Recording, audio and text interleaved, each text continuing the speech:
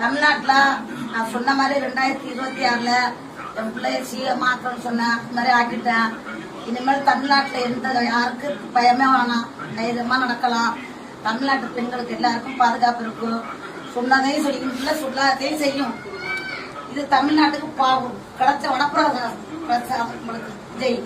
அதனால இந்த தடவை நம்ம பிள்ளை வந்துருக்கும் போது என்னைக்குமே நம்ம எல்லாம் ஒத்து உழைச்சி ஒத்துமையா நின்று உறுதுணையா நின்று எப்போதுமே நம்ம பிள்ளை கேட்டாலும் ஒத்து உழைச்சி தமிழ்நாட்டு இறங்காத அளவுக்கு ஆட்சி கட்டில உட்கார இருக்கிறது நம்ம கையில தான் இருக்கு.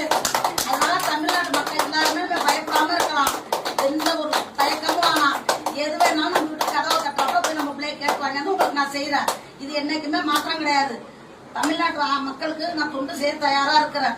பிள்ளை கணக்கு நான் என்ன செஞ்சேன்னா அத்தனையும் செய்வேன். எல்லா கடமையும் செய்வேன்.